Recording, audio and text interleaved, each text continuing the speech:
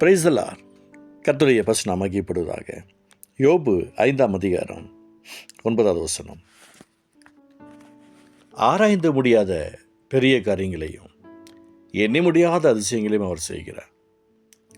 எனக்கு பிரியமானவர்களே, கர்த்தருடைய நாமம் மகிமைப்படுவதாக.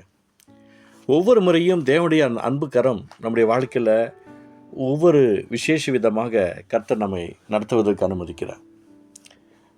ஒருத்தருடைய வாழ்க்கையில் அவருடைய பிரசன்னம் வரும்போது நிச்சயமாக அவருடைய வாழ்க்கையில் ஒரு மறுரூபம் வரதான் செய்யும்.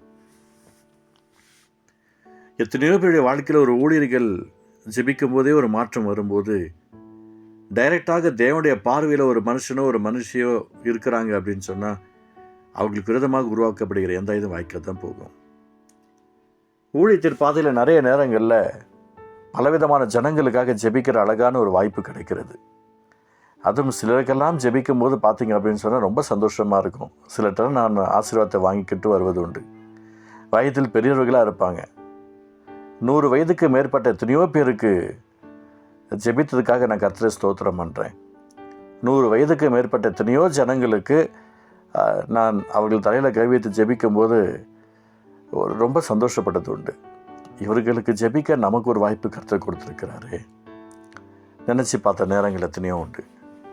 அவர்களுடைய ஆசீர்வாதங்கள்லாம் அவசியம் தேவைதான். இன்றைய தினத்தில் கூட நிறைய வயதில் பெரிய எத்தனையோ ஊழியர்கள் இருக்கிறாங்க.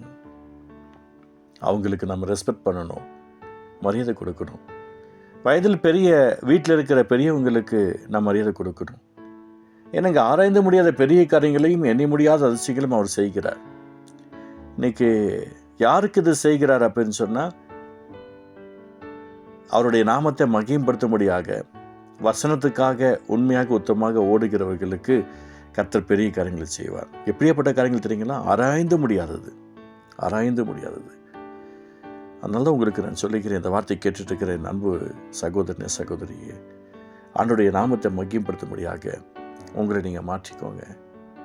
வேத வசனத்துக்காக நீங்கள் தான் மாறணும். வசனம் நம்முடைய வாழ்க்கையில் மாற்றத்தை உண்டாக்கும். நமக்காக வசனம் மாறாது. இது மனிதன் உருவாக்கின சட்டத்திட்டங்கள் அல்ல. பரலோகம் போவதற்காக மனிதனுக்காக உருவாக்கப்பட்ட சட்டத்திட்டங்கள். கவனமாக இருக்கணும். சின்ன விஷயத்துக்கு கூட தேவனுடைய சித்தத்தை செய்வதற்கு கொஞ்சமாவது நாம் ட்ரை பண்ணணும். அந்த தேவனுடைய நாமத்தை மகிமைப்படுத்துவதற்கு கொஞ்சமாவது நம்முடைய வாழ்க்கையில் ஒரு மாற்றத்தை உருவாக்கணும். அதனால தான் இந்த நாளில் சொல்லப்படுகிறது. சில நேரத்தில் கிறிஸ்தவர்கள் சொல்லிக்கிட்டு இருப்பாங்க, ஆனால் கர்த்தருக்கு பயப்பட மாட்டாங்க. இங்கொன்றும் அங்கொன்றும் மாற்றி மாற்றி பேசுகிற சில கூட்டங்கள் இருக்க தான் செய்கிறது. உள்ளதை உள்ளபடி சொல்லுங்கள். தேவனுடைய திட்டம் நம்முடைய வாழ்க்கையில் நடக்கணும் அப்படின்னு சொன்னால் மனுஷன்ட்டு நல்ல பேர் எடுப்பதற்காக மாற்றி மாற்றி பேசிடக்கூடாது. ரொம்ப கவனமாக இருக்கணும். யாரையுமே நம்ம கண்ட்ரோலில் கொண்டு வரவே முடியாது.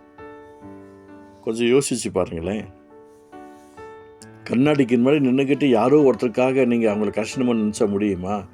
முடியாது. அவரை நோக்கி பார்த்து பிரகாசம் அவர்கள் முகங்கள் வெட்கப்படலை.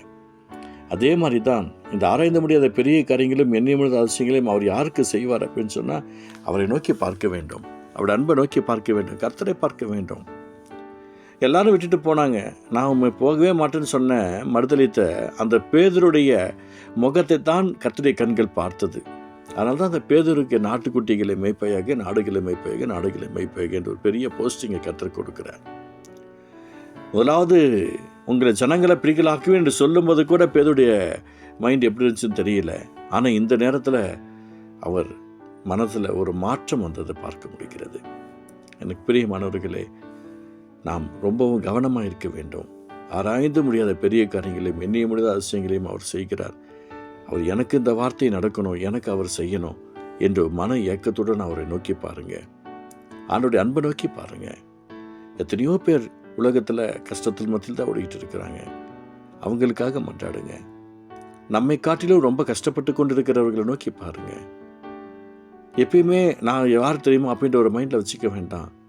இந்த நிலைமையிலையும் அவரை நோக்கி பார்க்க வைக்கிறாரு அப்படின்னு சொல்லி மற்றவர்கிட்ட பேசுங்க. ஆண்டவருடைய நாமத்தை மகிமைப்படுத்துங்க. ஆண்டவர் உங்களுடைய வாழ்க்கையில் மிகப்பெரிய கிருபையாலும் இரக்கத்தால் நிரப்பி கர்த்தருடைய அன்பு பிரசன்னம் தொட்டு பலப்படுத்தும். விசுவாசத்தோடு சொல்கிறேன், அவர் உங்களுக்கு ஆராய்ந்து முடியாத பெரிய காரியங்களையும் எண்ணி முடியாத அதிசயங்களை அவர் செய்கிறார்.